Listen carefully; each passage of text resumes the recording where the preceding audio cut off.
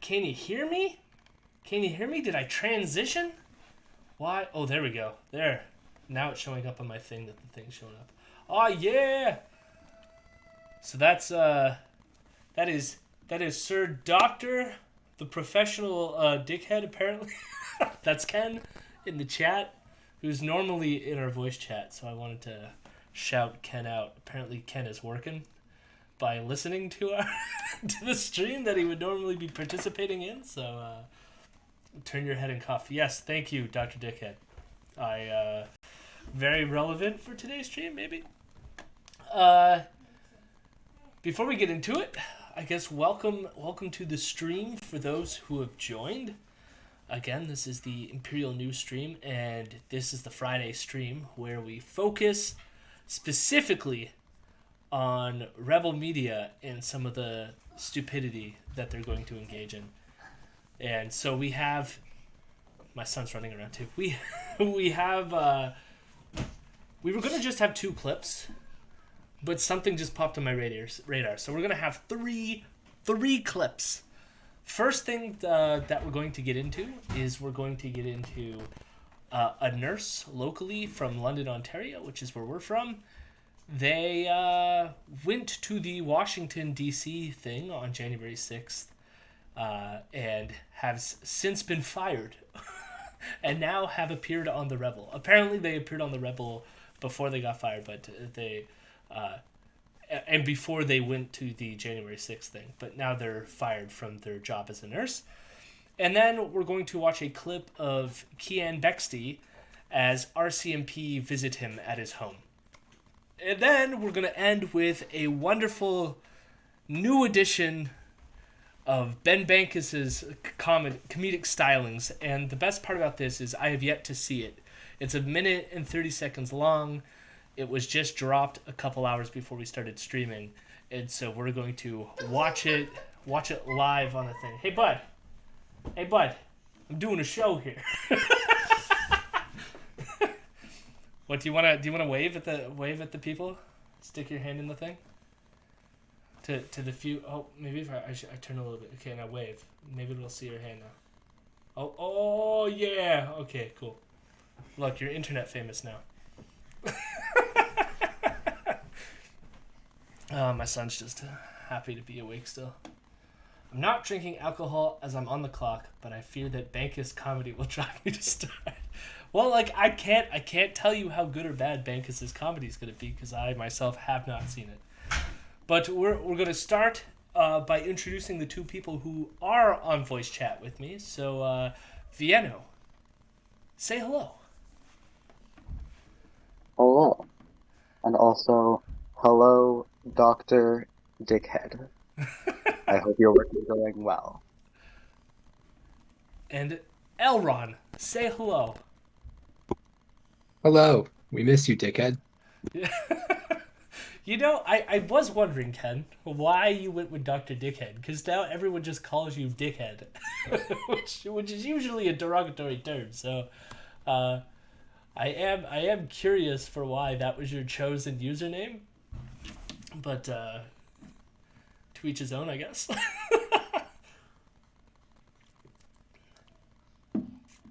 I don't know if I should wait for a response to that, or I thought it was funny and it makes me giggle. What was that, sorry, Vienno? I said, oh, we're getting dickhead lore tonight? Yeah.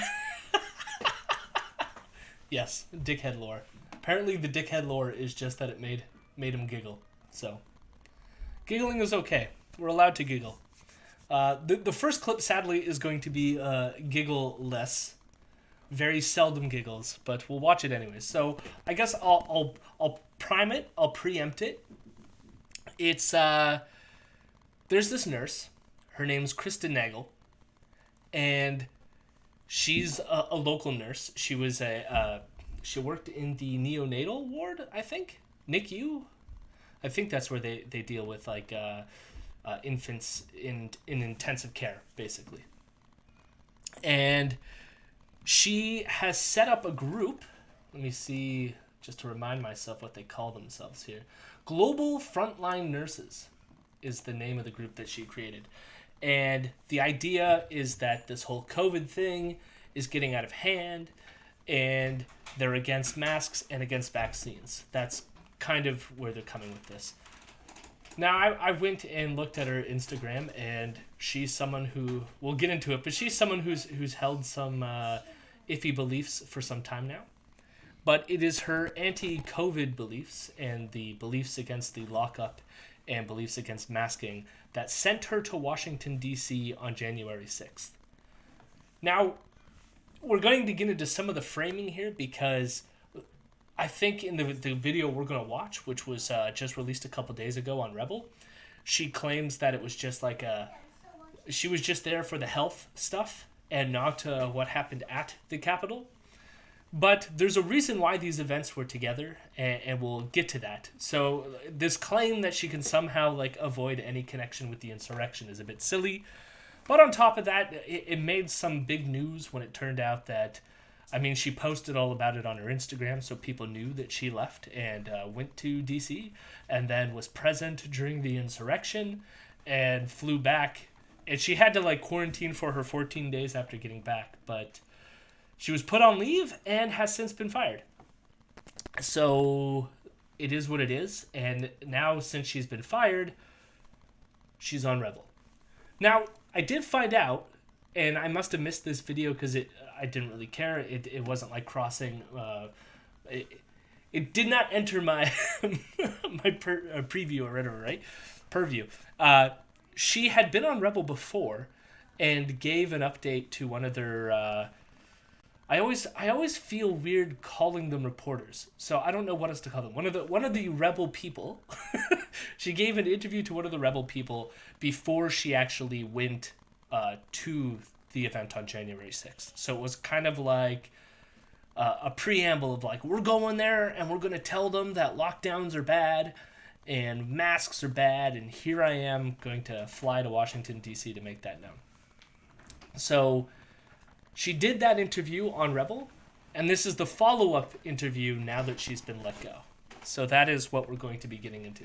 I also, again, one sort of like staging note, the person that we're going to see, I think this is the first time that we've covered her. She rarely comes up. Her name, she's a Rebel reporter named Ugolini. Here, we'll just go to the beginning, see what her name is. Actually, we'll just wait a second. But Sorry, what's her name? Ugolini. I want to say it's Amanda Ugolini. I can't remember what or Tamara Ugolini. That sounds right to me. We're gonna find out what it is in a few seconds. But she joined the Rebel this past August, or at least in the summer at some point.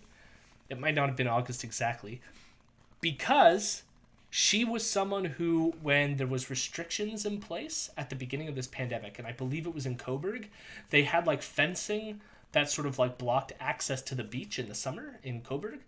And for those of you who don't know, Coburg is on the shore of Lake Ontario. I believe it's closer to like Kingston and Belleville area. And she saw the fence that said, do not cross the fence because of COVID. The beach is like closed to public. And she was like, I'm not going to obey that, and crossed the line and got fined.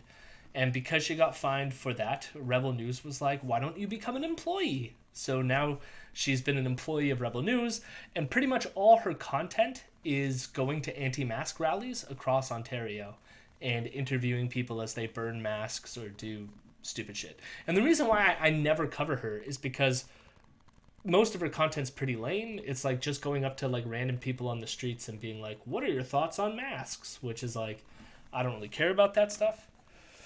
And so we just haven't covered it. But this time is an interview with Kristen Nagel, the nurse from London, Ontario. So here it goes. As more dissenting voices come forward with Tamara concerns Ugolini. about the harm lockdowns are doing to society under the guise of saving lives, the only way to help keep the house of cards from crumbling is to smear campaign those same voices. I'm Tamara Ugolini for Rebel News, catching up with Kristen Nagel, a nurse with 14 years of experience, more recently in pediatrics and specifically at the neonatal intensive care unit. Some of you may remember the interview I did with Kristen at the beginning of January.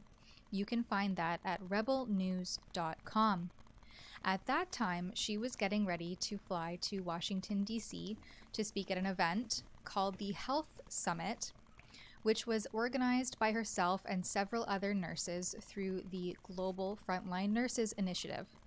Since Kristen's return to Canada, she has been subject to a complete skewing of events and a witch hunt by people choosing to live their lives in constant fear, fueled by the endless mainstream media propaganda.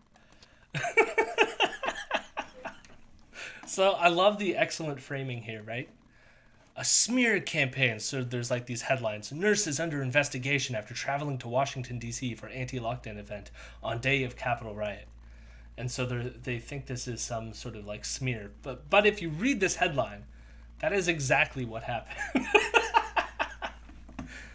And like, granted, you would want them to be under investigation. I mean, let's ask the American on the chat right now, which is, would you, if you found out that somebody came from another country to participate at an event during an insurrection against your government, would you want them to be investigated? Yes. Yeah, no, 100%. No. Stick the FBI on them. Let's figure out. I am calling for a total lockdown on Canada until we can figure out what the hell is going on. I still think it's amazing as well, being someone from Canada who just decides, you know what I need to do? I need to fly to America and participate in this rally. I will say too, I missed this a bit of staging for Ugolini. I mean, like, there's the obvious fact that another reason I don't cover her, because like many of the people on Rebel, she is quite boring. But the other thing I know about her, which is going to be relevant to all the shit we get into, is the only other thing that I can find out about her online is she participated at a Toronto City Hall event where she spoke to Toronto City Council, upset about vaccine mandates in elementary schools. So, just in case you were wondering who else did Rebel hire, so not only is she someone who randomly broke the law, and they just went yoink and took her and hired her, she also is someone who has been involved in the anti-vaccine movement for some time. So, hooray! Let's hear more about Nagel. So I caught up with her today to get her side of the story and to clear a few things up. Have a listen. We went to DC January 6th. We spoke by the Supreme Court on a health stage with other speakers like Del Bigtree, Nikki Willis, Kevin Jenkins. It was really great. So she named 3 people there: Del Bigtrees, Mickey Willis, and Kevin Jenkins. Have you heard of any of these people? I have no clue who these people are. Well, I sadly know who 2 of them are. The other person I had to look up, and I have a feeling it's going to upset you all, Ron. But the other 2, I mean, the other 2 are upsetting, but upsetting for other reasons. Del Bigtree, for those who don't know, he's mostly responsible for the movie Vaxxed, that was being pushed at one point by Robert De Niro, if this rings a bell. It basically was a quote-unquote documentary film that painted Andrew Wakefield in a positive light. And for those of you who don't know, Andrew Wakefield is someone who ran a bullshit study that associated the MMR vaccine with autism. And it's the big paper that led to people being afraid of the idea that maybe vaccines cause autism. Turns out that this study was bullshit. It was run unethically, and the data didn't end up saying what he concluded it said. The study got retracted, and I think since Wakefield has even had his doctorship revoked as well, like his license or whatever. He's basically kicked out of the doctor club for basically promoting one of the biggest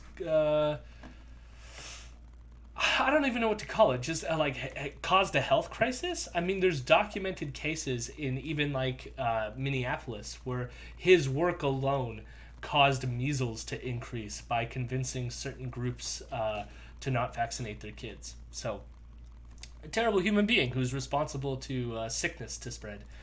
And Del Bigtree gave him a huge platform, and he now does his own show where it's like a news show on his own website where he solicits donations to just make anti-vaccine bullshit.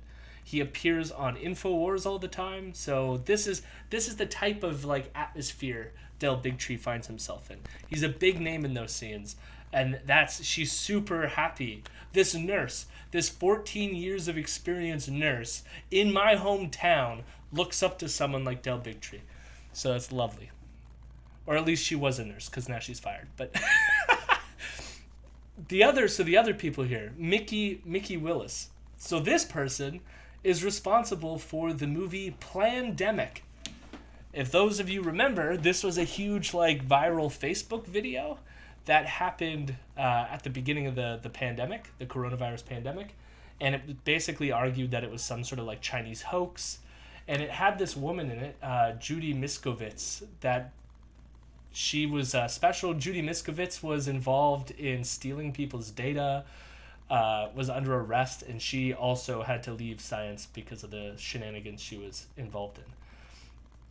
So these are people who are involved in various forms of medical misconduct and science misconduct, and have all come together to speak at this event to at the same time as those people, or this preempted the whole like Donald Trump speech. So this is the pregame show before the riot at the Capitol, if you will.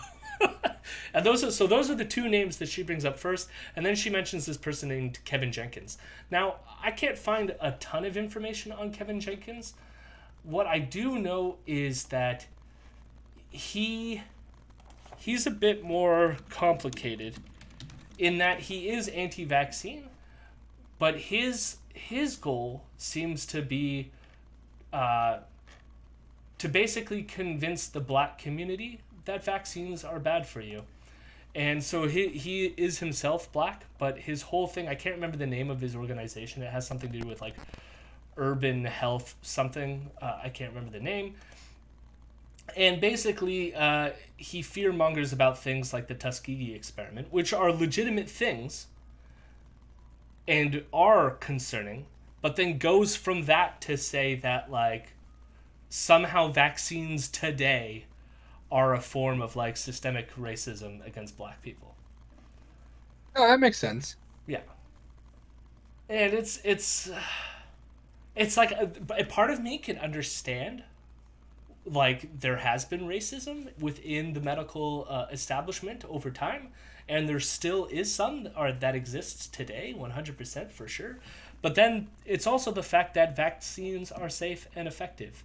And so there's a limit to which these arguments can work, and the fact that he still goes on about it is and then finds stage with Trump supporters, which you would think like if you think that there's systemic racism within the medical sphere, you're at an event that is to preempt one of the primary source of racial antagonisms within America right now. So, as you do.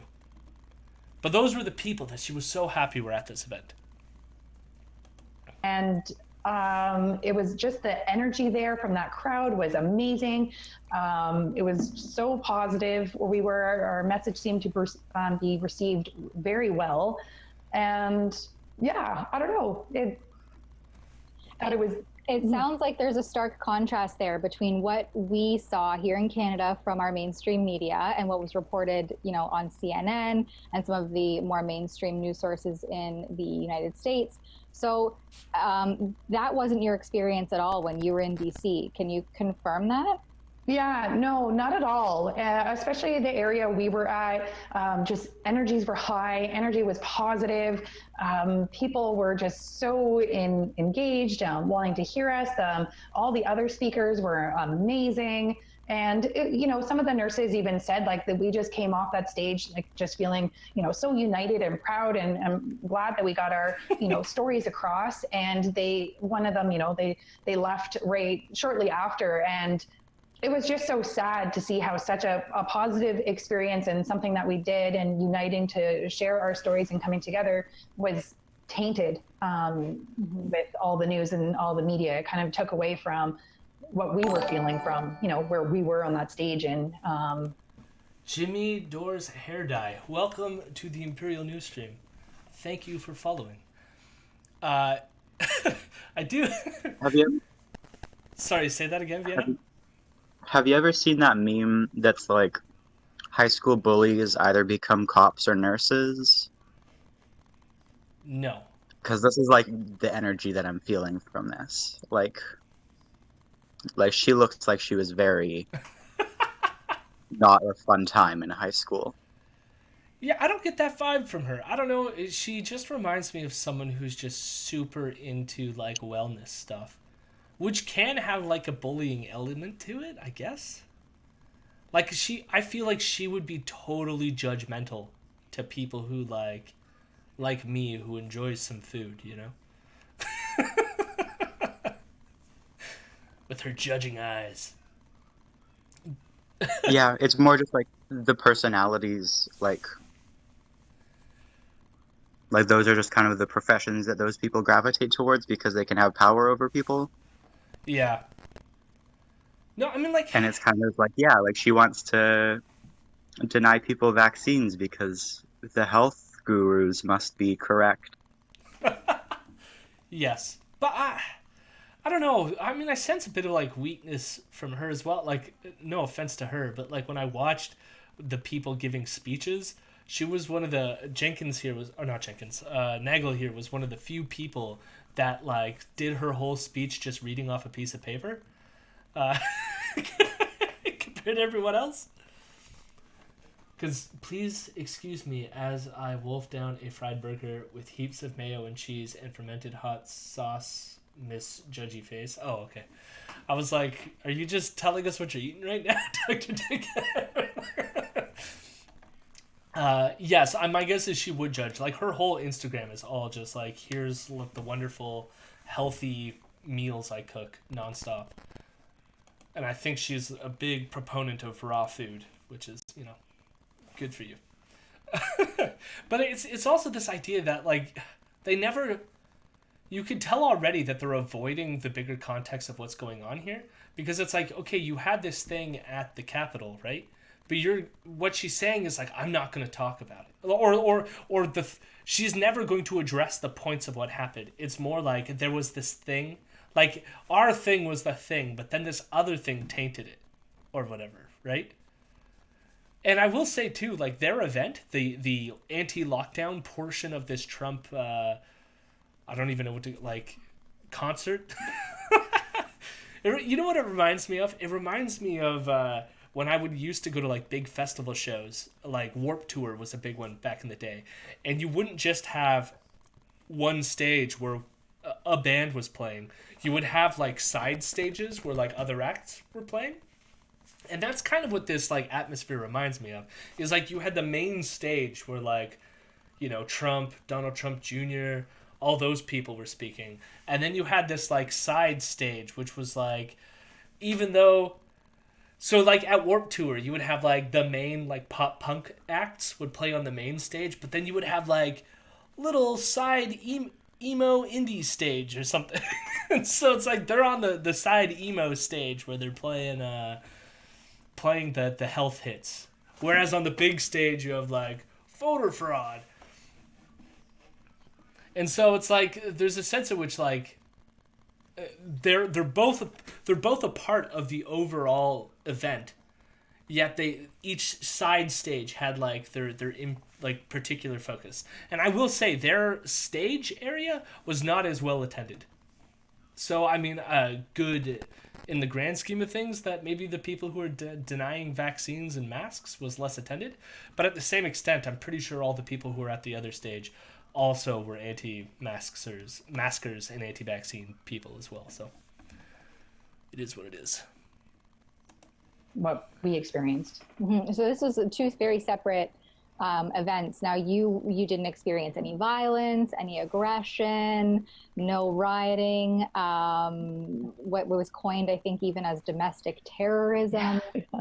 No, not at all. It was actually kind of funny because we were heading back to the hotel room. We were all wrapped up, and my husband's messaging me, asking me if I was okay and what was happening, and I was like, I'm fine. What's going on? So he had to fill me in, actually. Oh, so you weren't even aware that this was happening elsewhere? No, I had no idea what was going on. We did, because, weren't too far away. So we did hear a lot of sirens and police cars driving in, and we wondered, we were like, wonder what's going on. But no, I had no idea. No, my husband filled me in. And So I don't think, I mean, like, there's a part of that where I can believe, but at the same time, it doesn't really matter what they believe. But the thing that annoys me about this is the framing that somehow these were two separate events. And I went to Kristen Nagel's Instagram here. We'll pull this up. Let's see if I can get this video. And you can see here. Here, I'll share this with you in the Discord because this will be important. So she ended up filming through her phone. So I apologize for the quality of this video. But she ended up filming some of the other speakers. And this is Del Bigtree. And so they want to say that this was two separate events. So we're going to watch Del Bigtree's opening here and see how far we can get between to the extent to which we can say these are two separate events.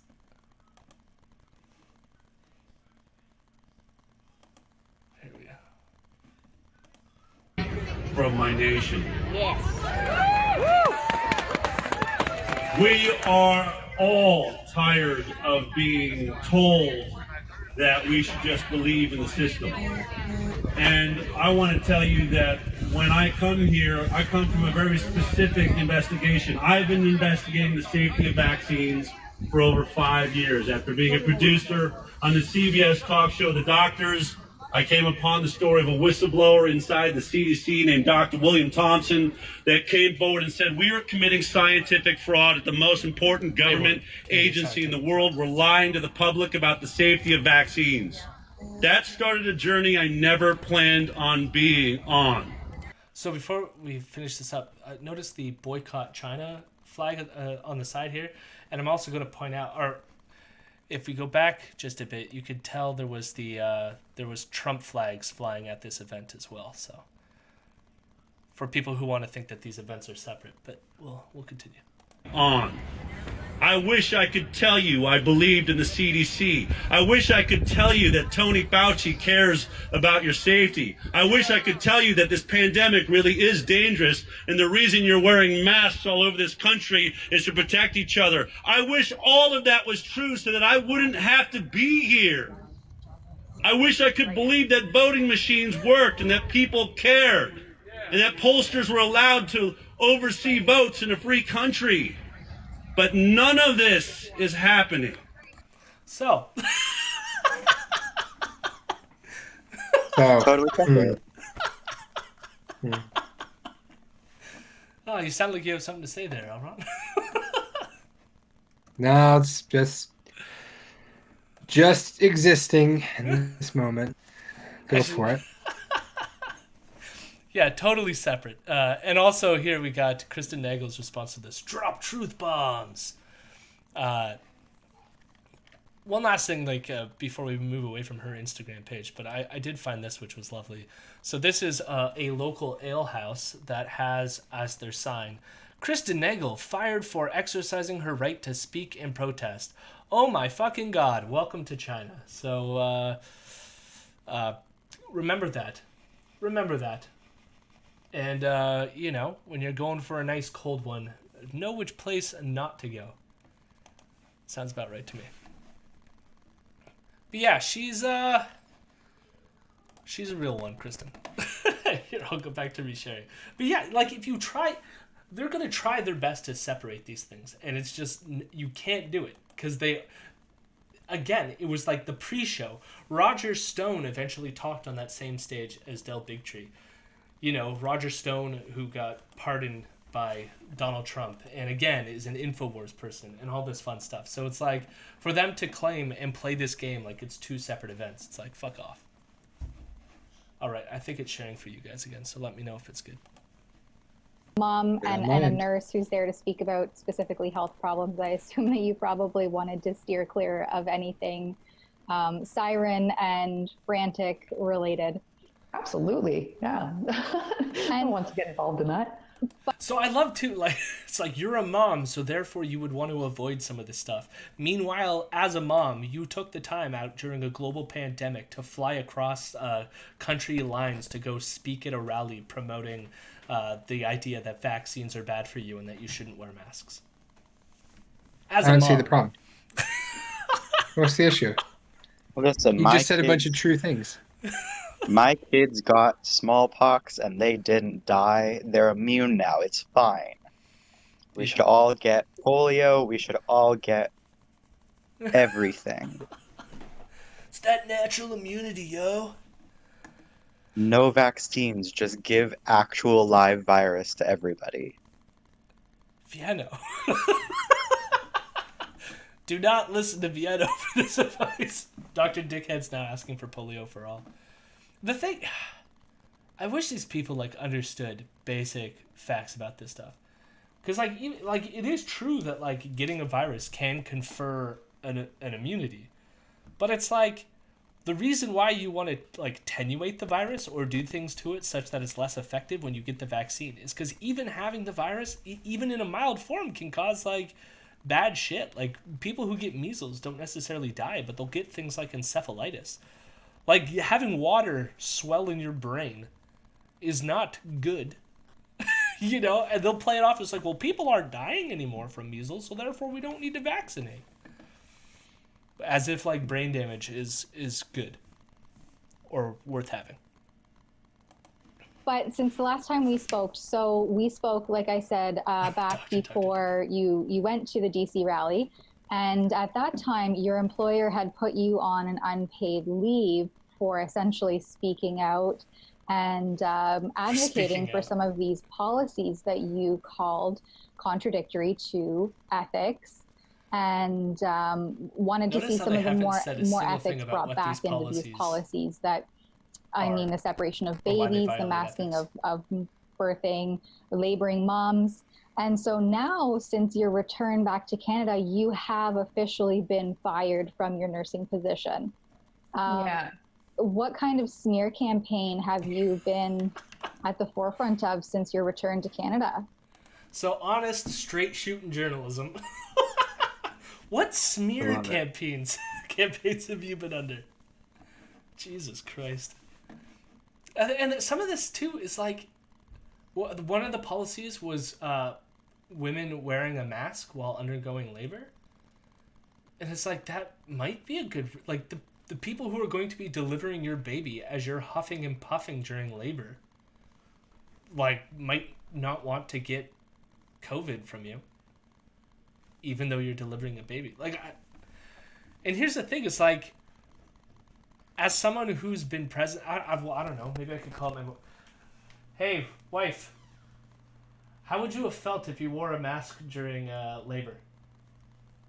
It would have fucking sucked. Hey, wife. Yeah.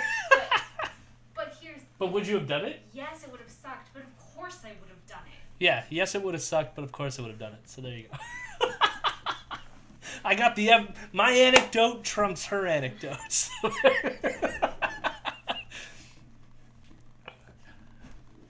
So there you go. There you go. I don't know. My thinking too is like it'll impede breath, obviously, and like you're huffing, puffing, it will add to some sort of like exacerbation. But at the same time, it really, you know, you would hope that the doctors and stuff are wearing masks as well, so that they're not going to give you COVID as well. And there's like the spirit of community, knowing that we're there for each other, even if minor things make us uncomfortable. Getting vaccinated makes me uncomfortable. I don't love getting jabbed with a needle, but I know that it improves the greater well-being of our society. It's not as good as taking a raw spoonful of polio, though. God damn. Oh, Vienna's gonna get fired off the show. Wild. Yeah, it's been a lot. So, that I'm, anti-science, I'm reckless, I'm dangerous. I was involved in this riot to seize the Capitol. I was in the Capitol building, apparently. And just that I'm putting people's lives at risk. I'm, a danger to all my patients, and it's gotten really ugly. That I'm a terrorist, being reported to the FBI, CSIS, RCMP, and the RCMP showed up at my door. That was interesting. It's been a lot. The smear campaign and the slander has been a lot. There's been petitions about me to. So we'll get to the petitions in a second, but it's funny because she's trying to connect these two things of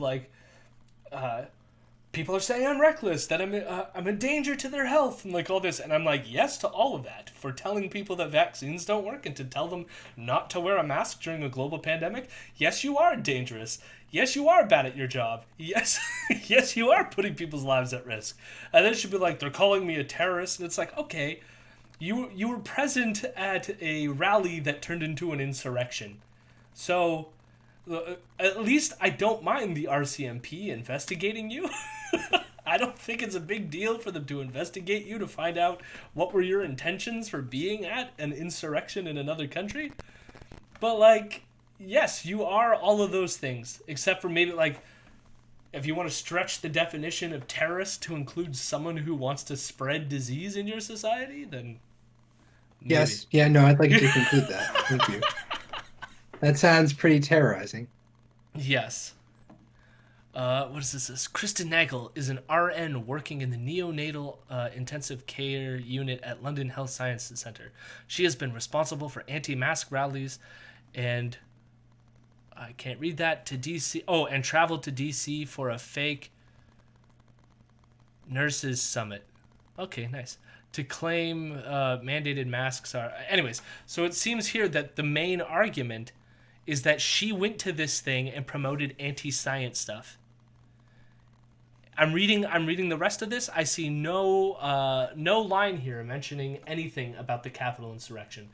Even the articles before that mentioned Capitol insurrection, whenever they referred to Kristen Nagel, because I read all those articles that they showed up there, whenever they mentioned Kristen Nagel, it was always in connection to the Health Summit, and never once said that she actively participated in the storming of the Capitol.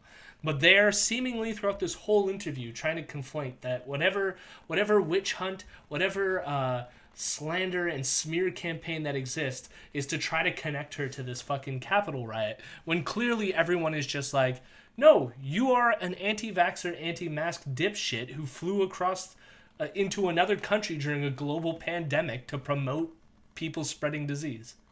That's why you lost your job as a fucking nurse. That's the other end of it. Is her job is to treat people in a hospital. And she doesn't believe that masks are effective. Yeah, you'll surprisingly find quite a few of them. I wish I could tell you why we have those, but that's above my pay grade. So, as someone who's been interested in the anti-vaccine community for a while, the one thing that I can say, especially when it comes to nurses and general practitioners, a lot of them get into anti-vaccine stuff for reasons unrelated to the science, having to do with giving a vaccine to one of their patients and then having their patient have some sort of reaction that they in their heads connected to the vaccine. Because, here's the thing is, everything occurs after other things, right? But then it's because there's all this talk about vaccines causing all these problems, someone might get a vaccine and then a couple days later have some stomach problems or have some other issue come up. And then the general practitioner might go, maybe it was because I gave them that vaccine. And because of that, because they're the ones giving out the vaccines and coming into contact with these people, they're really highly prone to that sort of causal relationship through anecdote.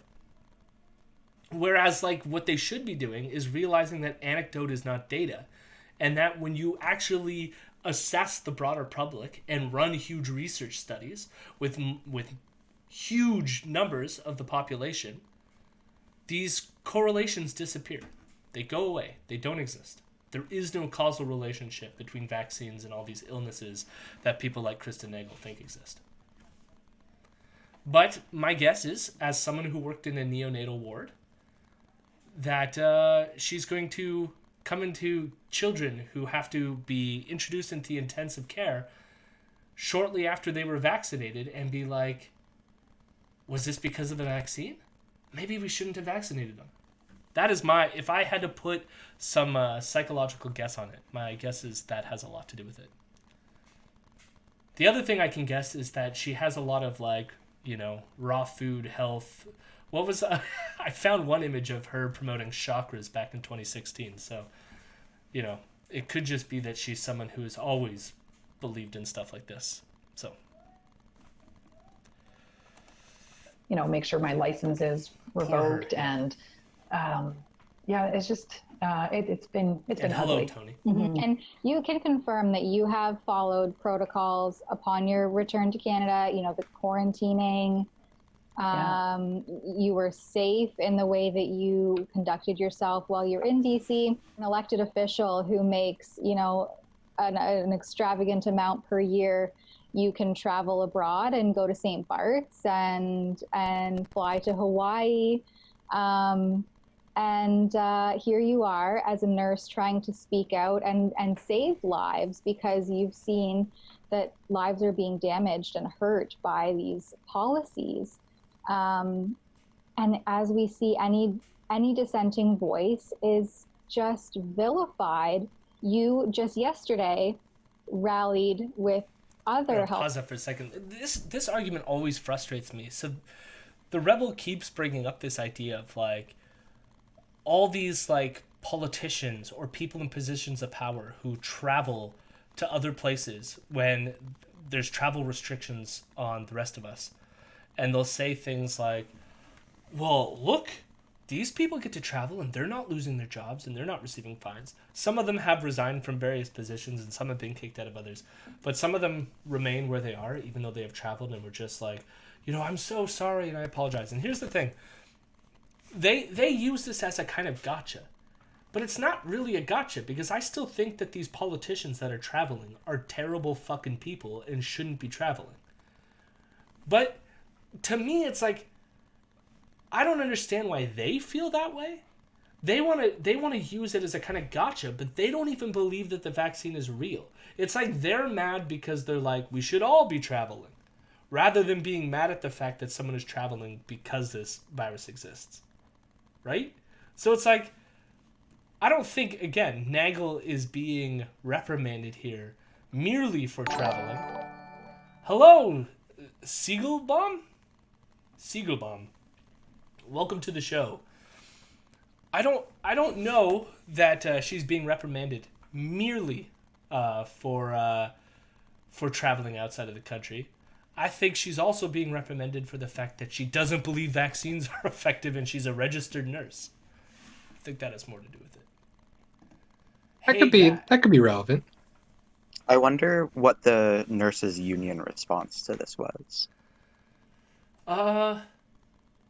My guess is they're against it. I mean, they're not involved in the weird nurse coalition thing that she created outside of it. But I don't know if it was big enough for them to make a statement. But I could look into that later. Because, yeah, I wonder if they... I mean, if she got fired, maybe they went along with it and been like, yeah... Yeah, right? Like, that's kind of what I'm wondering. It's like, because they would have had to have, like, submit some manner of opinion to it and been like, yeah, this is a fireable offense, we agree. Well, I mean, it's going to depend on a bunch of things, because I think...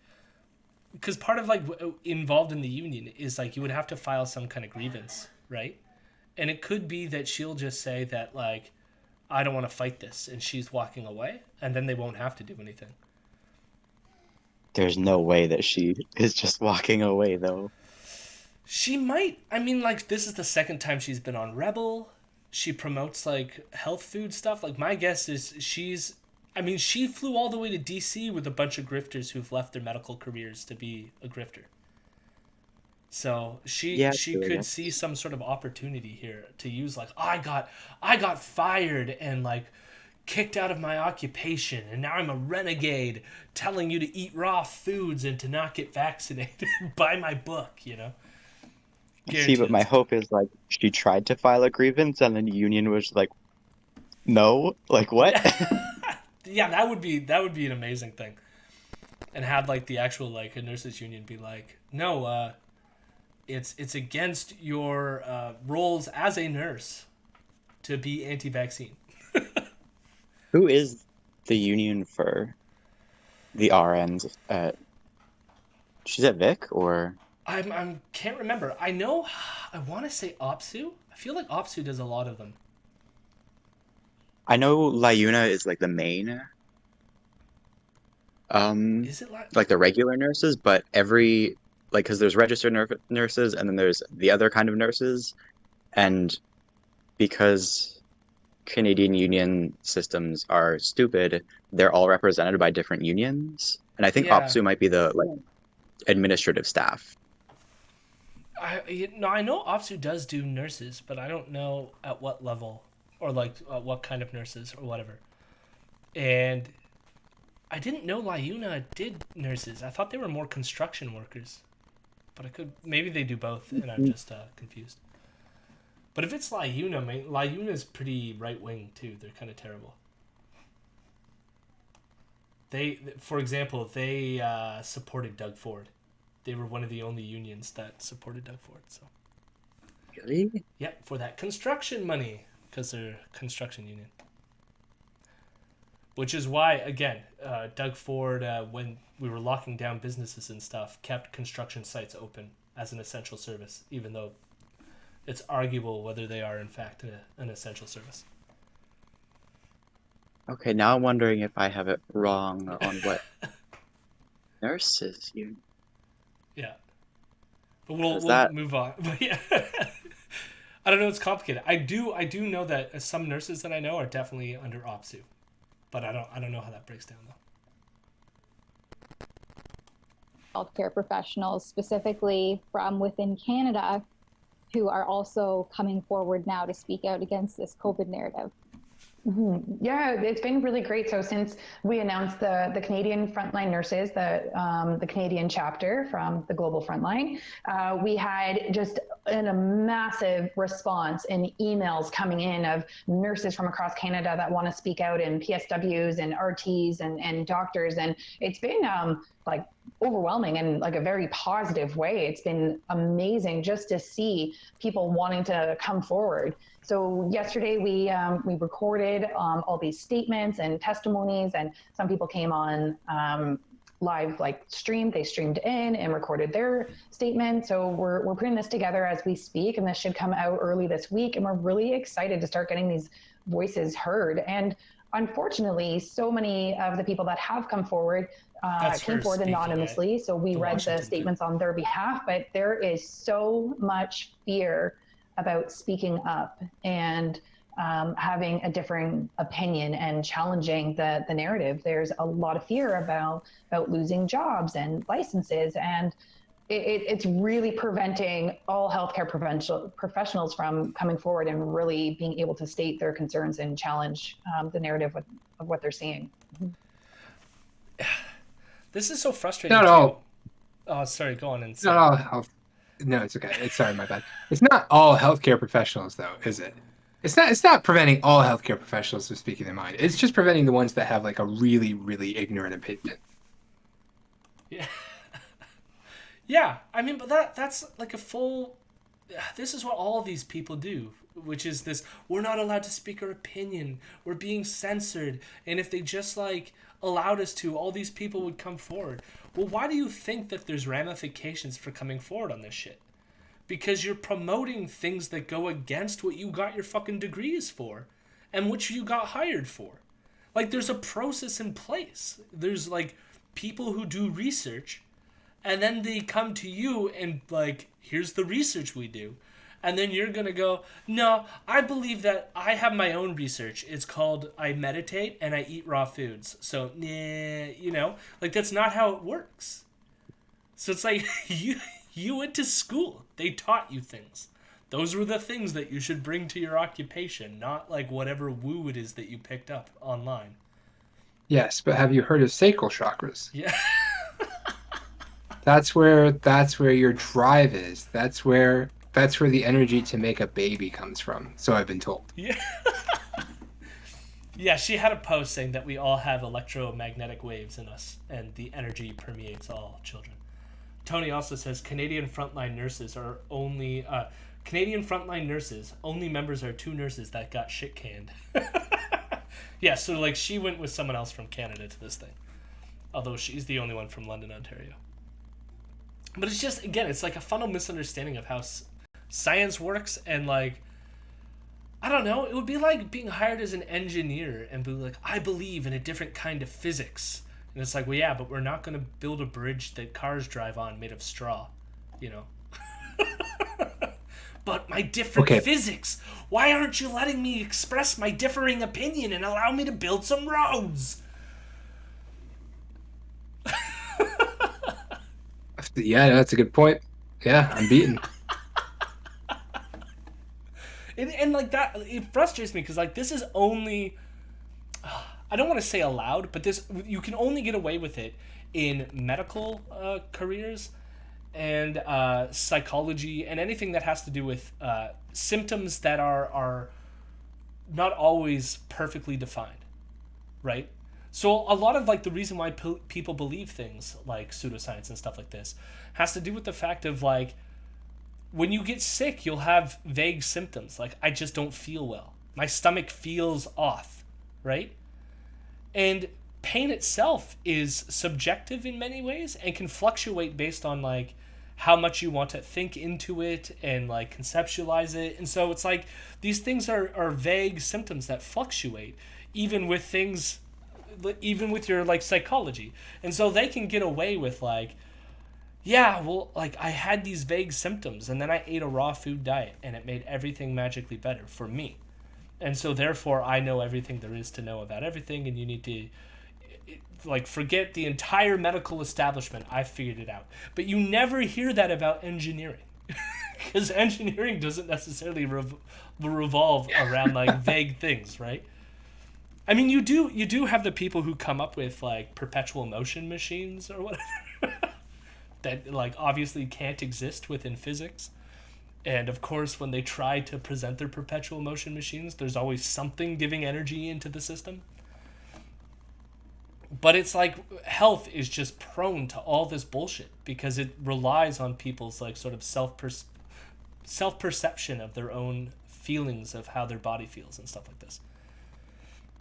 And it's important to keep that in mind. Like I'm not saying that all like sort of self-perceptions are bad, or all our own thinking about how our inner body is doing stuff is bad, right? It's just that it gets taken advantage of by like people like this who then think that they've stumbled upon all of knowledge and then feel the need to travel to tell people not to take vaccines. Jordan Peterson almost died from his daughter's all beef diet. Yes, exactly. Exactly, because they thought that the all beef diet was magically curative, or like what was it when he drank the apple cider and he's like, I have an overwhelming sense of impending doom, caused by the apple cider apparently. Mm-hmm. And that's one last thought. Like when I say that, the overwhelming sense of impending doom, right? That is something that he subjectively placed on his own self-perception of how he felt after drinking a glass of apple cider, as if having an overwhelming sense of impending doom is something that like is objective, that we can like figure out in people, such that we can say that apple cider causes an a sense of impending doom. Jesus. Speak on how many came forward This might be a long show. At your summit yesterday that you held with the Canadian Frontline Nurses Initiative? Yeah, I think there was over 20. 20 people. Just yesterday, and we said that's just our first one. So this is just to kind of, peel off the Band-Aid, get this started, and start this ripple effect. So yesterday was just the first, and hopefully this will just open up the floodgates, and more will continue to come forward. So yesterday was about 20 statements. And has that increased exponentially since we last spoke at the beginning of January? Yeah, definitely more coming forward. Even we're having nurses come forward from Australia, from Ireland, from Sweden. So they got people 20 are ready to nurses speak up. statements from And around I know the there's world. a lot of fear behind it, with the consequences that can happen. I just keep saying we are so much stronger in numbers. The more of us coming forward, they can't do anything. If there's more people coming forward that actually have a concern and that are actually advocating for their patients, for their well-being, and for our communities, then we need to listen, right? And they can't do anything with strength and numbers. And I know Sarah, the other nurse in Toronto that I work closely beside her, she's been working on this petition that she's going to bring hopefully to law, and it is to protect nurse advocates, whistleblowers, to protect our licenses. So we're working on all angles to make sure that we are protected for doing what's right. And that's. Can we find that petition at the Canadian Frontline Nurses.ca? So it's, 20 nurses, not a big turnout worldwide for this, for their getting people to come forward about complaints with COVID and stuff. And here's the thing is, nurses, a lot of nurses are dying from COVID because of constantly being exposed and not having sufficient PPE at the beginning of this thing. So it's like, of course, a lot of nurses are not going to come forward. Not because of some, fear of being fired, which is how she's framing it, but seeing firsthand how fucking deadly this is and not wanting to die. Should be pretty straightforward. I have some updates on the union situation. With her specifically? Yeah. Okay, let's hear it. So her union is the Registered Nurses Association of Ontario. Okay. And there was a thing in Global News where there were statements from LHSC, so London Health Sciences Centre, which is the hospital that she was formerly working for, that was like, oh, they're not aligned with LHSC's values. Is that from the Science Center or from the union? So that's the hospital, and then the College of Nurses of Ontario has said that they are investigating her, but their bylaws say that they can't provide details on the progress of an ongoing investigation. So she's going to lose her because she's still currently a licensed registered nurse. Yeah. And then the Registered Nurses Association of Ontario said that for a nurse to use that public trust and betray the same public we are trying to protect and serve every single minute is just outrageous. A message to Miss Nagel herself: stop doing it. We need nurses in the profession, and we need nurses to work based on evidence, based on compassion, not based on conspiracy theories. To my colleagues in the front lines, please do understand that the actions of this nurse, as outrageous as they are an exception to the rule. Good for them. And it was the union that filed the complaint against her to the College of Nurses of Ontario. Hell yes. Yeah. Unions. Now that's true solidarity right there. Exactly. And Tony says, and when COVID ends, they'll be even less relevant. Sadly, I want to say that I wish that was true, but anti-vaxxers seems to be a never-ending battle, sadly. But yes. Also, quote-unquote, when COVID is over. Yeah.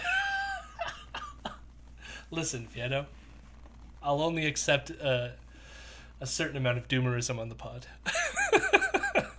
Jesus. CA website? When it's up and ready, I think there's just a few kind of tweaks that need to be done, but absolutely that's where it will be. Mm-hmm. Okay. And I'm glad you brought up that note about a petition, because there's been a petition to launch to support you.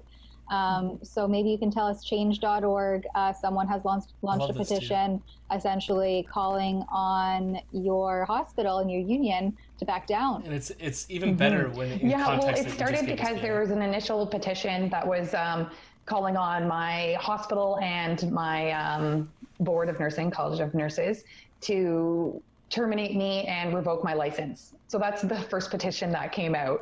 So someone started a counter petition, allowing me to continue to be a nurse and keep my license. And it's been actually really amusing to me to see the difference. So I think the negative one, after weeks of being up, is about maybe 500 signatures. And I'm pretty sure the positive one is now over 3,000. Wow. So, I mean, there's a stupidity in comparing two fucking, like, online petitions, but I do find it amusing that what you just brought to our attention, where she's being like, the other petition is to get me, like, kicked out of the College of Nurses, and you just explained that it was the union that filed the complaints. They didn't even wait to get signatures on a friggin' petition. They were just like, nope. I am curious to see if this has changed, though. But I don't know how to find these friggin' petitions. Oh well, fuck it. But yeah, it's like, my petition has 3,000, theirs has 500, so my petition's better. Good for you. Change.org, get me my job back. Yeah. It's been kind of interesting just to kind of see the comparison there. Mm-hmm. It sounds like the silent majority is starting to silent majority. To not be as silent anymore. Yeah. 3,000 people signed my online petition, so we're the silent majority. Jesus fucking Christ. Oh my God, these fucking victim complex. Kristen, is there anything that we didn't touch on? Anyone else you have a message for, or any other word you'd like to get out? My message is to clean your chakras. I've been saying this lately, that things that maybe look a little tough or scary, and I know it's hard to speak up, but now is the time. Now is the time to come forward, to share your story, to share your experiences, to share your concerns and questions, and to not be scared. The icing on the cake here I'm so is that silent. in That's the why very I'm on town Rebel of London, News. Ontario, that's where Don't you Kristen know? lives. The CEO of London Health Sciences Centre, Dr. Paul Woods, has traveled to the United States 5 times since March of last year. Woods And was he eventually was terminated. Terminated. Shortly There it is. thereafter, Halton That's Police right. Chief Stephen Tanner was under fire for traveling to Florida for the holidays. ACAB. He apologized and got off scot-free. And what about Yeah, 'cause Dominique he's a Baker, police officer. acting manager of the Public Health Agency of Canada's Office of Border and Travel Health, who accepted an all-expenses-paid holiday to Jamaica courtesy of Air Canada Vacations, despite advising Canadians to avoid all non-essential travel back in November. Dominique apparently reflected on her travel choices, apologized, I'd done a and bad also bad. got off That's what that face scot-free. tells me. So, if you travel for leisure, you can apologize and reflect on your poor decisions while enforcing everyone else do as they're told. But if you're an advocate for patients and people who are suffering at the hands of unethical, big government policies, then you're obviously slandered with an endless smear campaign for wrong thing. Welcome to the hypocritical normal. For Rebel News, I'm Tamara Ugolini. I hate Trudeau, but I wish he had death squads for these people. Oh my God. 2 dead women. No, we need to. It's so. It's just like, yeah, okay. If you want to try to tell me that police officer who didn't go to prison, or not, jeez, didn't go to prison, who didn't get fired from their job because they traveled when they shouldn't have traveled during a global pandemic, yes, he should lose his job. I support you. But to go from that to then be like, no, the problem is not that these people are traveling during a global pandemic. The problem is that we're not allowed to have nurses who went through nursing school to then promote anti-vaccine to their patients. Get the fuck out of here. Gotta change screen. We might be going a bit long tonight, fellas. Friends? Take us to the promised land. Take us there.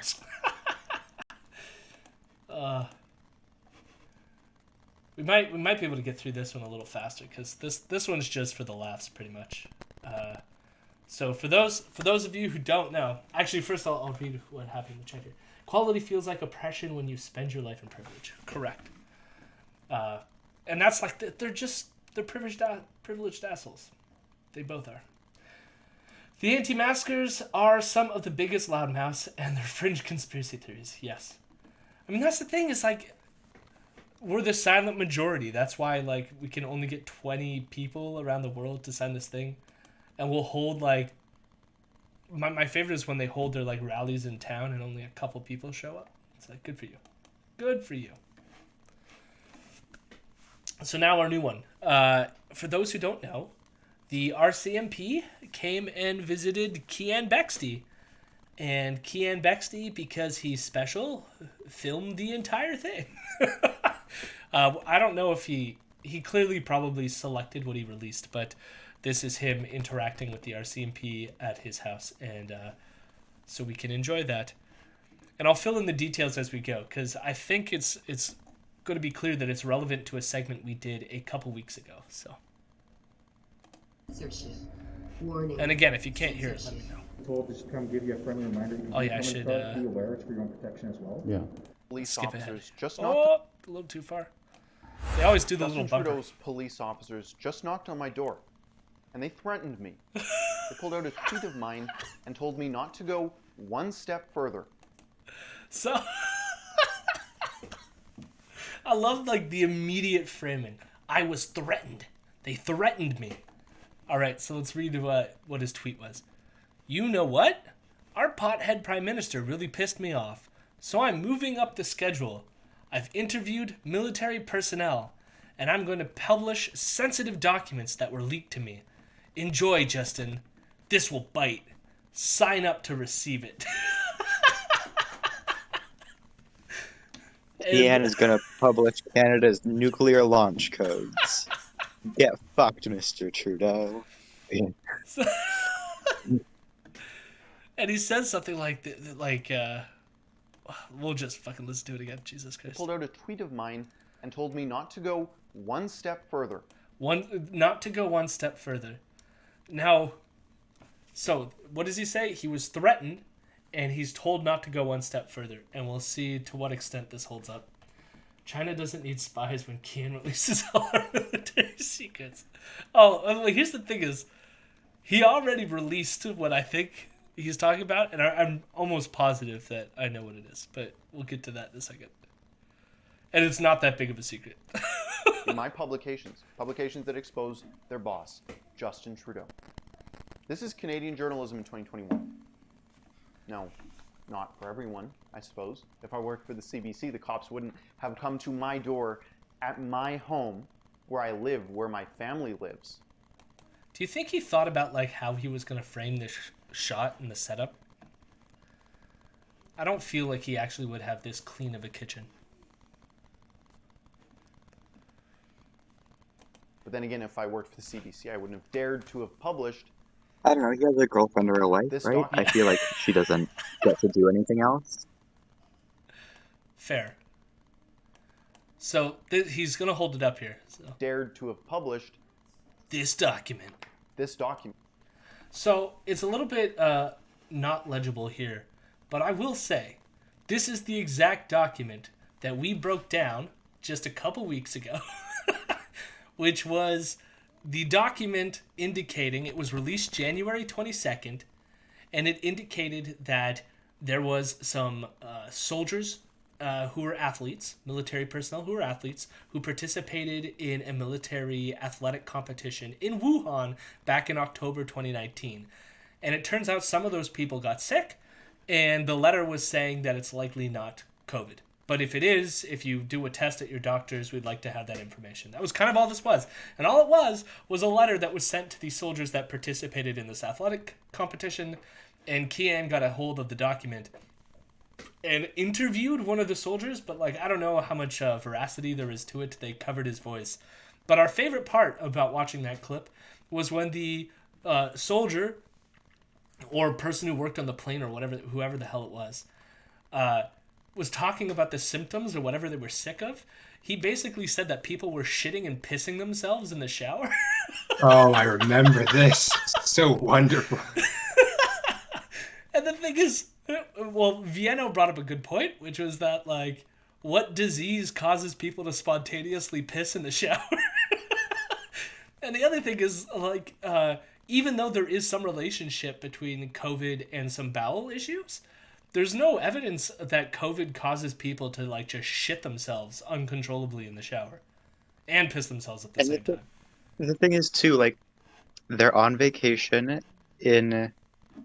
on a different continent, and they're probably eating food. What causes an upset stomach when you go to strange places and eat food there? COVID. Especially considering you're soldiers, and you're probably, like, the only Canadians that, especially in the city, so you're probably all eating together as well. Yeah. What could it be? That was our guess. Some sort of, like, food pathogen or something. Or something that you're not used to that's at least circulating around the community that you're traveling to. But I want to reflect, so where are we at, 59 seconds? Just to go back to his tweet earlier, right? So it's like, you know what? Our pothead prime minister really pissed me off, so I'm moving up the schedule. I've interviewed military personnel, and I'm going to publish sensitive documents that were leaked to me.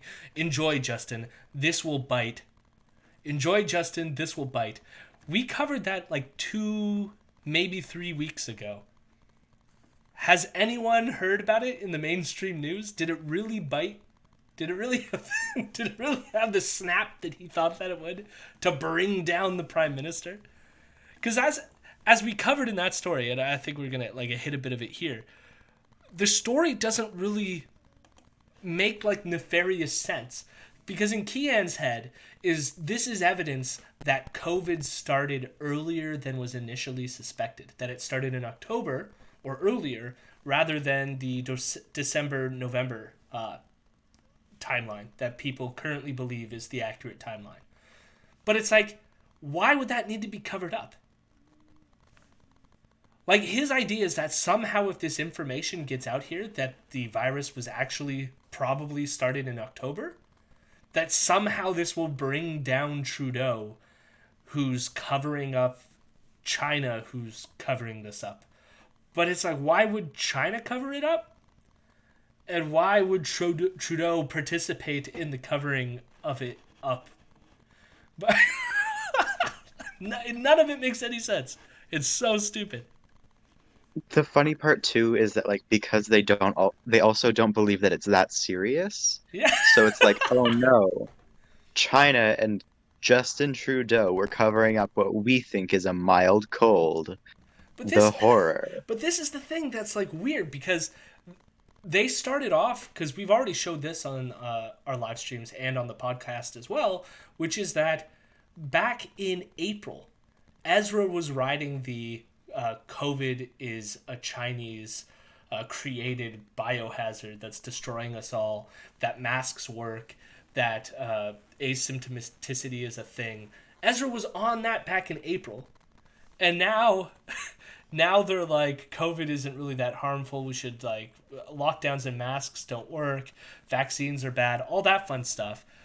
Yet they still want to hold on to this China bad narrative. And so they're in this weird place where they want to tell them these things, but they, like, I don't know how to, because, like, as you pointed out, I think one of the reason why this isn't landing as hard as he wants it to is because it's weird, like, what is China hiding? But if what they're saying about the virus is true, that it's not really that big of a deal, then none of this fucking matters, right? It's like their narratives don't work well together. They have 2 plot points going at the same time that just are not meshing well. Document. What just happened to me has changed how I see the Canadian government. He's really bad at having emotion. Everyone talks about Justin Trudeau abusing his power and silencing journalists and bringing our country in line with China, his favorite dictatorship. I knew we were heading in this direction. I think a lot of people did. But I didn't think it would hit me so fast. Or at my home. To give you some context, I just published something that was deeply embarrassing, to say the least, to Justin Trudeau and to China. So embarrassing. I was leaked documents, this one in particular, by a senior member of the Canadian Armed Forces. These documents show that the first people who were likely infected by the Wuhan flu COVID-19 were military adversaries to the Chinese at the Military World Games in Wuhan, China, 2019, end of October. Look it up. This was before there were any whispers of a virus at all. Oh my Canada God. and other NATO countries returned home with a brutal pneumonia and assorted critical symptoms. Shitting and Canadian pissing plane yourself. was quarantined. That's how bad it was. Months after the fact, when Canadian intelligence had a grasp of the facts, Trudeau's government decided not to test those soldiers. Oh. Confirming antibodies in those soldiers would upend the agreed upon narrative by the WHO, China, Xi Jinping, and Trudeau that this virus was born in a wet market. Spoiler alert, it wasn't. But No one says that it was born in the wet market. It was just that the wet market was ground zero from when we first figured out that it was having this spread. That most of the cases emanated from this wet market. But that doesn't mean that it was just like, just like appeared in the wet market. I think at first they were speculating whether it was one of the animal that was in the wet market, like a pangolin, that was the prime vector. But I think they found out later that it was like someone else who came to the market, and how that person contacted it, we don't know or whatever. But like, at least that was like ground zero of us starting to figure out that this thing was happening. But again, most of that stuff he said there was false. Like the idea that somehow they were like choosing not to test. I mean, they did choose not to test, but part of that was because of the problem with the test, right? It tests antibodies and it could give you false positives and stuff like that. And it's not very helpful in that regard to determine that it actually originated from these people. And they also stipulated in that even though they weren't going to give these people all antibody tests, that if they did receive a test and they did get a positive result on their own, especially if they contracted like COVID itself, that they were supposed to contact the military and tell them what's up. So it's not like the military was saying, we absolutely 100% know that this is that this isn't it, and we're going to cover it up. They were just like, if you do the test and you find it, report to us. The letter was so chill. But like, listen to him. It's like, it's a huge, we blew the lid right off. We figured it out. Trudeau's government wasn't going to be the ones to get on Xi Jinping's bad side and break that news to the world, so he refused health care to Canadian soldiers. It's all there in the sensitive military documents Giving an antibody that I test published. is not This refusing one. health care. Keep in mind, they were not classified. Secret, top secret, none of that. All this is to say is Trudeau was furious. He's angry at those who published the story, republished the story. He's angry about how widely the story has spread. He's angry that there are whistleblowers in his army. And he's angry that his pet reporters at the CBC were not given the time to soften the blow to his ego and to his diplomatic relationship or romantic relationship with Xi Jinping. The story went viral. Romantic relationship? It was republished over and over again in LifeSite News in China. Yeah.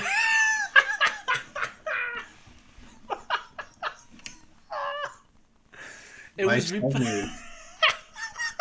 The most reliable name in news outside of China. LifesideNews.com. For all of your soldier athlete news, turn to LifeSite. Not CNN. Not MSNBC. LifeSite fucking news. Oh, I love it. Keean, how could you? I do wonder if the cops visited Keean because of his trip to DC. I'm sure he's got some footage the FBI would love to see. No, if they asked them about it, they didn't share that video. But they're definitely going to ask questions adjacent to this fucking story. But still, I just fucking love this. LifeSite News. Home to all the best news. In focus, seen 500,000 times. The most critical member of Trudeau on the defense file, Member of Parliament Bob Benson, even weighed in on this. Oh, This story was growing bigger and bigger by the day. And then I got a knock on my door Bigger at and home. bigger by the day. Hey, Hi. Mr. Bex? Sorry, who's this? I'm with the RCMP, Constable Wiley. What for? I'm with the federal unit here in Calgary, and this is Corporal Jolly. Hey, Keean. What's going on? Is it okay if we step in for a quick private conversation? No. Okay. No, that's fine. We can talk with it. Are you going to speak with us? What's this regarding? Just in regards to, so we've been asked to come here and speak with you today, okay? And like I said, we're with the RCMP here in Calgary. Do you mind if I record this conversation?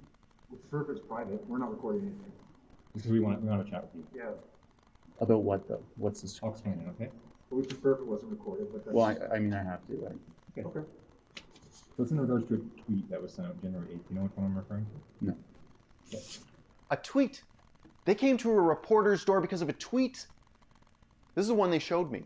I said, you know what? Our pothead prime minister has really pissed me off, so I'm moving up the schedule. I've interviewed military personnel, and I'm going to publish sensitive documents that were leaked to me. Enjoy, Justin. This is going to bite. And bite it did. So, why might you think that the RCMP are going to show up to his house based on this tweet? I don't know. I can't. This tweet about classified military information directly threatening the prime minister. I don't know. In fairness to Keean, it does not say classified. And he said earlier that the thing he received was not in fact classified, which it wasn't. Which is why it's not that big a bombshell that it was.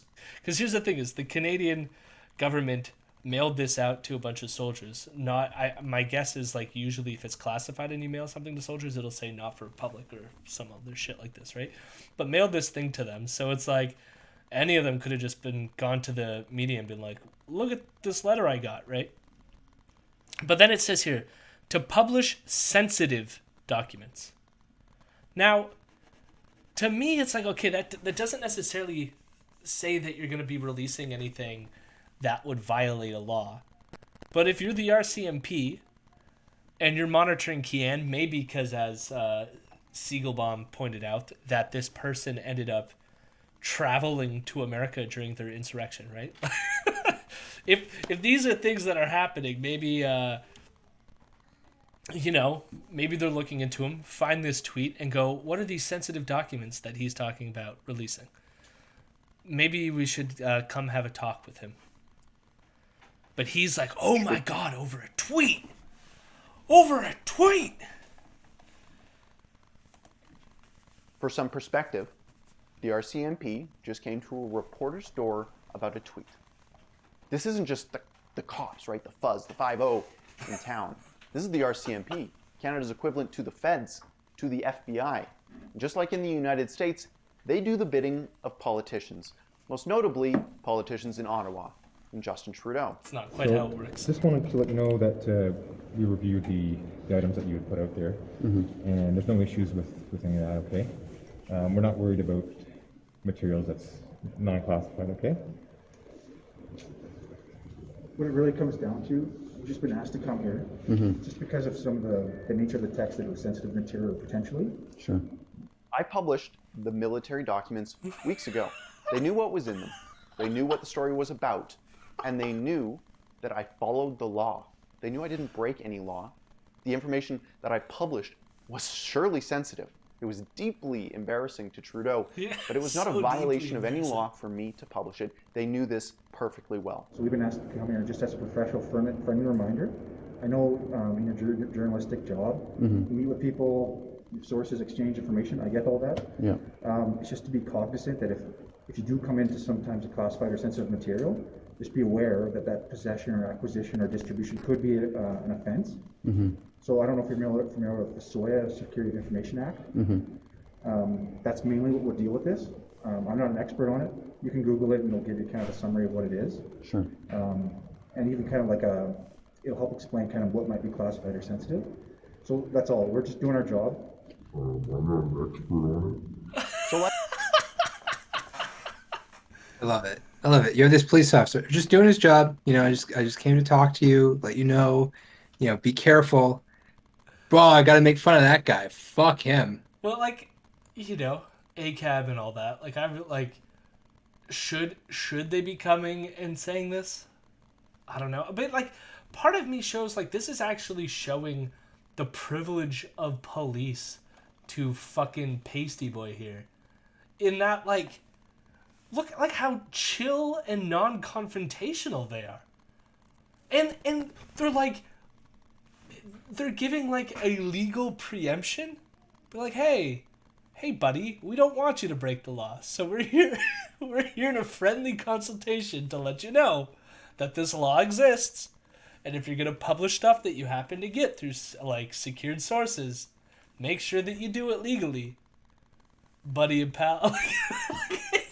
It's the most non-confrontational thing ever. Do you think Carl Dockstader got that same warning at Six Nations? I mean, I've said where he got arrested? Well, like any of these people to have like you've been saying things on your Twitter that lead us to believe that you might in the future commit a crime, and we just want to make sure that you know what the laws are. Like, yeah, like activists never get that that kind of warning, or I don't even know what to call it. It's like a friendly, like preemptive legal suggestion from the RCMP. Oh, God.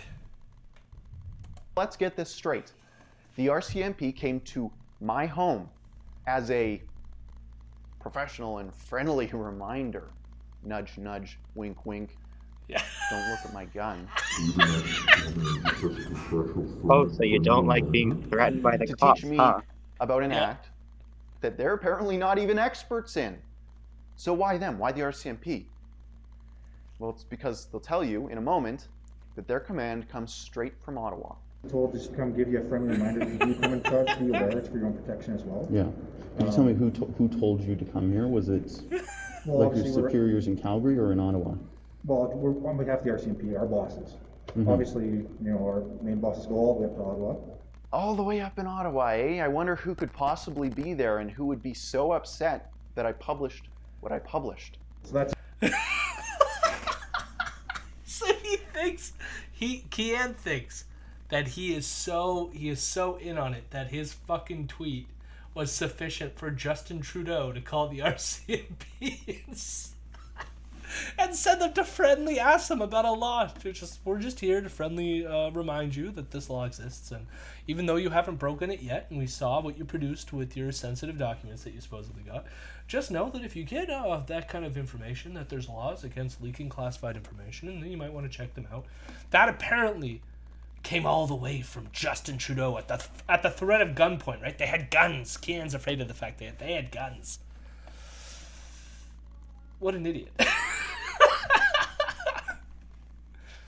They had guns, though. They had guns.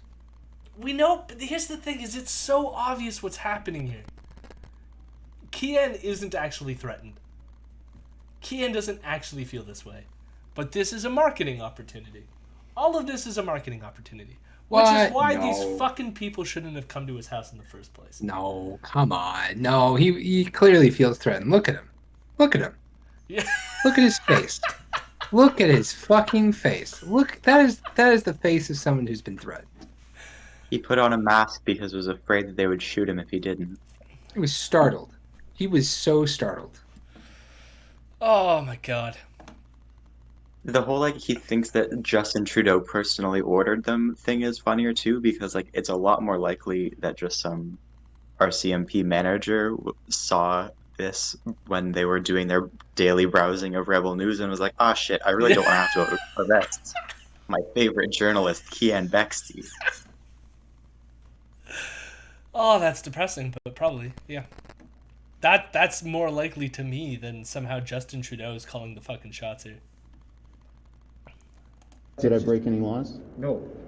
Unlike the RCMP, apparently, I'm actually an expert in the Security of Information Act. I've read it cover to cover time and time again, and I'm actually subjected to it for the rest of my life, since the RCMP themselves vetted me and gave me secret-level security clearance when I worked for the Harper government. That was back before this particular police force was owned and operated by Trudeau. I broke no law. So he used to work for the Harper administration. That's fun. That's super fun. An expert, yes. Oh, like this is the thing. Like we're coming out of this Derek Sloan thing, and Paul Frum giving Derek Sloan campaign contributions, and questions about Paul Frum having a membership in the Conservative Party. But like Keean, Mr. Guy who used to work for a store selling Rhodesian flags, worked for the Harper administration. Totally normal. Was vetted by the RCMP, given the thumbs up to go work in our government. What a lovely country we have. Laws in publishing the facts and documents that I've published. Sure, those facts showed that Trudeau is running defense for China, for Xi Jinping, at the expense totally of our men and women in uniform. But I didn't break any laws. Despite that, Ottawa sent feds to a reporter's home in Canada in 2021 to intimidate me and my family. Now, if you're wondering what their game is here, it's not to necessarily just scare me. I mean, I've gone toe-to-toe with riot police in Hong Kong. I've had Chinese men in suits leave spyware in my hotel room in Hong Kong. I've been roughed up by Greta Thunberg's armed guards in Stockholm. I'm not scared of the police or what they'll do to me. But when they come to my home, where my partner lives, when they make them feel unsafe, that's a whole different ballgame. My partner asks me every single day to find a new job. Every day. But I can't quit Keean because the Bexte, job's not done. Do you use singular they? Do they? For their partner? Yeah. Nice. But I love like their partner. Keean's partner tells them to quit their job every single day. When they come to my home, where my partner lives, when they make them feel unsafe, that's a whole different ballgame. My partner asks me every single day to find a new job. Every day. But I can't quit because the job's not done. And if I don't do it, nobody else will. But that is what Trudeau is hoping for. Things are getting out of hand faster than anyone could have predicted. Mass censorship online. Mass arrests of protesters in Toronto, in their town square, in public. Police acting like it's Russia, Moscow, Beijing. Feds knocking on reporters' doors to intimidate them. And Trudeau is getting more and more tyrannical as the days go by. If you're in the military, the Department of Finance, Foreign Affairs, wherever you may be, the most patriotic thing you can do right now is to inform on your government, on Justin Trudeau. Now, don't break any laws. Don't violate the Security of Information Act, especially that act. But if you have any information that needs to see the light of day, like what this brave soldier sent me so that I could share it with you, please send me an email in strict confidence I want more of this. Keean.Bexte@rebelnews.com. Now, that's only half. I think that maybe you should go to Keean.Bexte@rebelnews.com and say, you know, you really need to listen to your partner. I think it's time to quit your job. I'm not saying to not do that. I'm just saying a responsible human being would care for Keean Bexte's partner enough to email Keean to tell him, listen, just quit the job. Be nice to your partner, all right? They need it. A good partner listens to his other half. That is, you know what? You know what, Siegelbaum? You're absolutely right. My job. The other half is sharing that information that I get with you. The federal government is trying to intimidate me out of the first half of my job.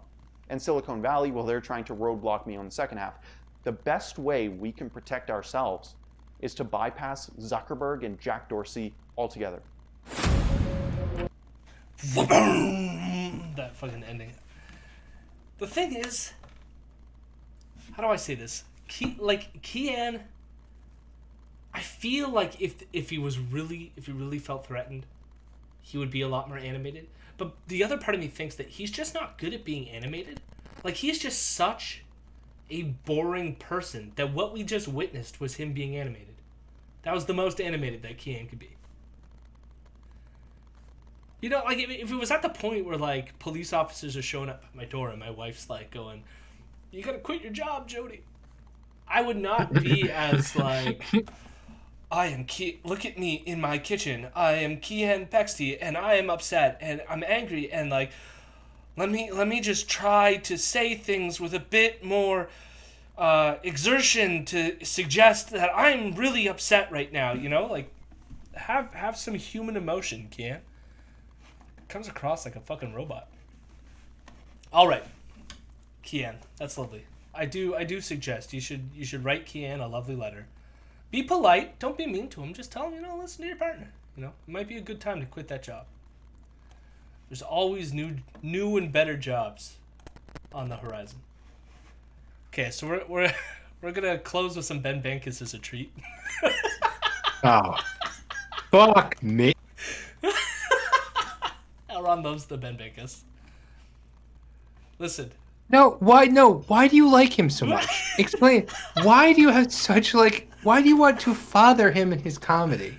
Listen, I am a dad, and I'm like the dad. What does that mean? Like, are you winning, son? And so it's like I've entered the room on Ben Bankas doing some comedy, and I need to give him some good tips. You know.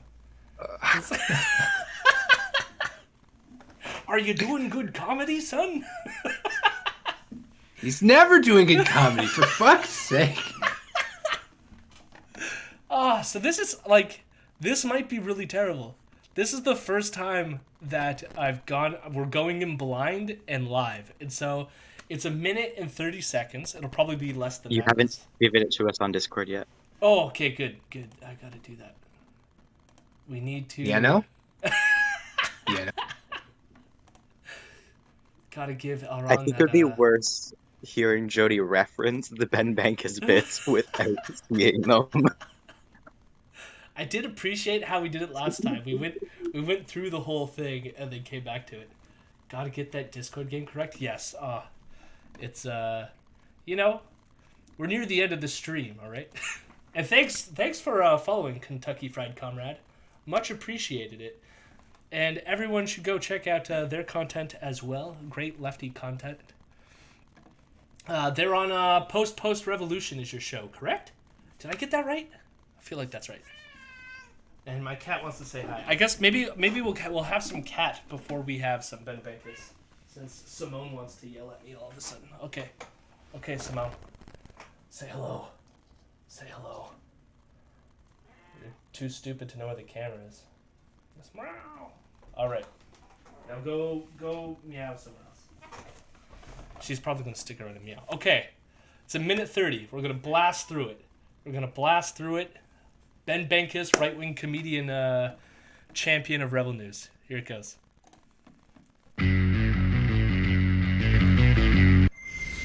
Warning, this content's rebellious. Here we go. Hello, Air Canada. How may I help you? Hi, I have a flight leaving in a couple days to come back to Canada. I'm out of the country. I just wanted to know what are all the regulations that I... Have you tested negative for COVID-19? Yeah. Would you Justin Trudeau? Mm-hmm. Yeah. Okay, well, there's only a few more things to be granted access into Canada. Okay. Can you touch your nose and rub your belly? And can you please bark like a dog? Huff! Can you hop on one foot and repeat after me? I love lockdown, I love lockdown, I love lockdown. I love lockdowns, I love lockdowns, I love lockdowns. Whoa, I'm dizzy. I feel like I'm having symptoms. Can you count to 3 in Chinese real quick? San. I pledge allegiance to the government of China. Okay, well that's it. Looks like you've been granted access into Canada. All you have to do is stay in Saskatchewan for 3 months in a concentration camp. Got him. Jody. That was the worst one yet. My God, there was nothing funny there at all. Oh, not even a semblance of a joke. What the fuck did I just watch? Listen. I will give. I'll actually. You know what? I'll throw Ben a bone. I got a chuckle. I got a chuckle out of the. Would you fuck Justin Trudeau? Yeah. I got a chuckle at it. It was the incongruence, right? It was just out of nowhere. Yeah. If that had been the joke, that would have been great. But then it just completely. There's no punchline. There's no humor. There's nothing funny. Oh, there was something that happened at I pledge allegiance to the Chinese government. Oh, all you have to do is spend 3 months in a concentration camp in Saskatchewan. Yeah, Jesus fucking Christ. Regular Justin Trudeau or blackface Justin Trudeau? Yikes. Yikes is all I have to say to that.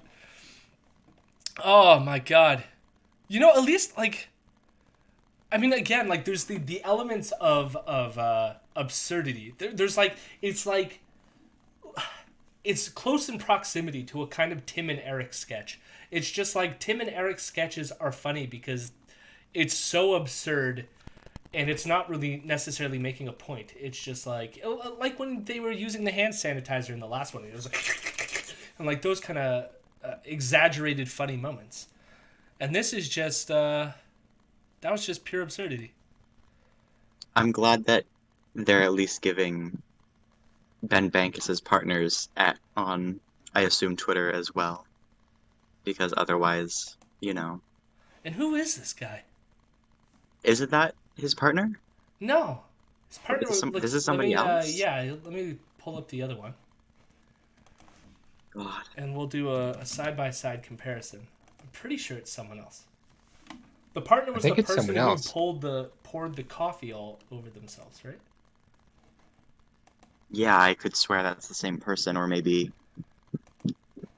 I'm gonna fly through this. Hopefully it'll be easy to find. Da-da-da-da-da. It's been a while, so... It's been a while since we've had some Ben Bankas in our lives, Maybe if I type Ben Bankas, does it come up? Rebel News, Ben Bankas. Oh, here's a bunch of them, but I don't, always... There it is. Okay. I found the clip. Stop that. There's this partner there. Yeah, it's definitely a not. I don't know how to do the appropriate side-by-side, but it's definitely not him. We try to get it better. I don't know if they do a closer clip, but that's what we got. Yeah, that's a different style of hair, different eyebrows going on too. It's a different person. Okay. I mean, he's going to have a surrounding cast of characters coming in and out, I guess, but I did not like this one. This person was too over-exaggerated. It didn't have the subtlety of the partner character. That person was good, regardless of them playing almost no role except for being Ben Bankas' partner. But I don't know. I think that was one of the worst ones of his that I've seen. That was other than the one joke. But we'll watch Elron's favorite part and then we'll move on here. Hello, Air Canada. How may I help you? Hi, I have a flight leaving in a couple days to come back to Canada. I'm out of the country. I just wanted to know what are all the regulations that I... Have you tested negative for COVID-19? Yeah. Would you Justin Trudeau? Mm-hmm. Yeah. It is the... Pretty good. It's the lack of emotion in him responding yes to it that I do appreciate. I gotta say, I like the other guy's headphones with the pencil in it as Oh, I missed that. Jesus Christ. Yeah, I didn't see that the first time, and that makes me a little bit more accepting. That's the only bit that I've liked so far this time. It's the timing of it, isn't it? Because normally in a joke like that, it's the third one, right? It's the rule of threes. And this one, it's the second line. It's the second punchline. Yeah.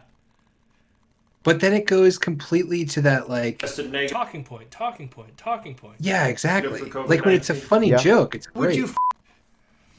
Yeah, it's the it's the talking point shit that's the worst. Especially when they rubbed it in at the end with the Saskatchewan concentration camps. It gets to a point where it's now you're just it's beyond parody. Because here's the thing is we know that's what they believe, even though we all know that that's not there are no concentration camps, right? It's this whole FEMA camp, COVID camp shit. So it's the only way that joke can be funny is if you actually believe these camps exist.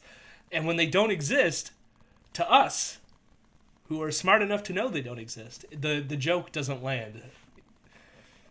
Yeah. I mean, I don't even think it's funny even for those who might believe it. It still might not land. Or else they'll go, ha ha, they mentioned COVID camps. Wait, I have an idea. Check the comments. Okay, good idea. Okay, this is the only way to get a true... What's not funny is the fact that this is coming to Canada very shortly. Oh, God. Soon you won't need parody because reality will be stranger than fiction. Okay, I'm looking for comments that are ha ha ha, this was so good. Nope, not getting a lot of that. Expect getting an offer from Pothead Blackface to join his team. He wants to implement everything. Okay. Honestly, again, Pothead Blackface. Kind of humorous. Yeah. Everything else. It's all fun and games until you realize this is the actual state of Canada right now. Jesus Christ. Those are all the comments. Satire that will prove to be prophetic in the near future. I really wanted to laugh, but then I got queasy in the pit of my stomach. Like, the thought of all this is literally making me physically sick, like a big nightmare we are living in, getting thrown deeper into a reality that is becoming too real, and the acceptance of... Jesus, this is one sentence. And the acceptance of normal, which is so absurd and defies all logic and steps over any rights or freedoms you have left, is making me sick. Okay? Well done. The conclusion Love I'm coming the humor. to... Oh, fuck yeah. Who is that? This is user 4574. True. Well done. Hello, Ben Love the Bankas humor. alt. Well done. The best part is it goes, well done. Love the humor used here. Well done. So there's 2 well dones there. Only 15% of Canadians hold a passport, so who cares? 15% ain't moving the needle. All right. So sad, but hilarious. Laughing emoji, winking emoji, thumbs up.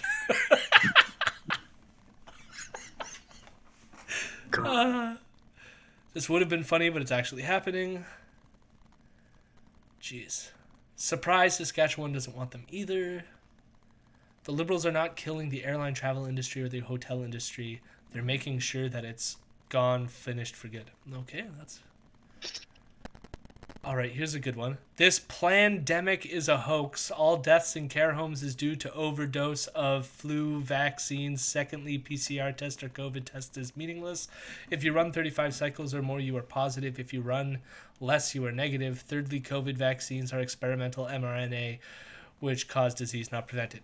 The best part about this message is I can tell they have like a secret way to like fuck with like YouTube algorithms, because all the like keywords, so plandemic has periods within it, hoax has a period within it, flu vaccines has periods within them, PCR, COVID, all these things have periods in it. My guess is to throw off like whatever algorithm they think YouTube's using to censor comments or something. Totally sane normal person who's named Gentle Man. Love the measuring tape on his earphones. Okay, so... Is it just a pencil, or was there a measuring tape that we missed? They're the same thing. Oh, it's measuring tape. It's not a pencil. Are we sure about that? No, it's a That pencil. looks like a pencil This to me. guy's a liar. All right. Respond and call him a liar. It's a pencil, you moron! No. I don't want to attract these chuds to my channel. No, just traveling to Canada. Yeah. True! Thanks, Ben! Haha! I love it! So true! Good stuff! LOL! Crazy liberals! Gold! Not far from truth. Okay, that was like a bunch of comments in a row. Holy shit. Whoa! Not far from the truth was from Jody Pope. So it's the Pope of all Jodies, I'm guessing. Yeah. We've reached the end of the comments. And I think at that point we've reached the end of the show. We've now hit the 2-hour mark. Oh my god. Ben Bankas, I was going to say never change, but please change. Please become a better human being. Unless his pure grift is to infiltrate Rebel and just, like, get money from their fans. In that case, whatever, Ben Bankas. You do you. If you would like, donate to the podcast. Elron and Vienno have reached the tier that allows them to come on the Friday night streams and have the privilege of voice chatting with me and watching this terrible shit. So, thank you. Yeah, thanks. Great, yeah. But yes, you can go check out the podcast as well. I think our most recent episode was a pretty good discussion that we had about Ezra's claim that women's sports are coming to an end. So go check that out as well. Imperial News on all your podcast feeds. And with that, you two can say goodbye while I find someone to raid. Thank you for joining us this evening for a preview of Ben Bankas comedy by Ben Bankas, for Ben Bankas, and received by Ben Bankas. Thank you. Next week, expect the Ben Bankas Comedy Hour to continue, where we'll review all of his past videos and just have a uproariously hilarious time. Ha ha ha. Yeah. At this moment, we'd like to thank our sponsors, the Ben Bankas Foundation for Ben Bankas Comedy, the Ben Bankas Organization, and viewers like you. There's a few channels that I haven't watched yet. I'd like to watch a bit of a channel first before I recommend sending people there. Actually, I have a recommendation where you could send some views. If you could send them to Ben Bankas' Twitch stream, that'd be perfect. Does Ben Bankas even do Twitch streams? I fucking hope not. Yeah, Jesus. I mean, we have Conrad Clevername, although I've never watched their stuff. I don't know how that's going to go. Let me see here. What are they doing? Apparently they're playing Outer Worlds. Let's do, I'll send some to Live posting. Apparently they're talking about the whole GameStop shenanigans. So if that's your interest, you can go check that out. Here, I'll type it in. Thanks for the stream. Thank you, Seagull Bomb, for showing up. Much appreciated.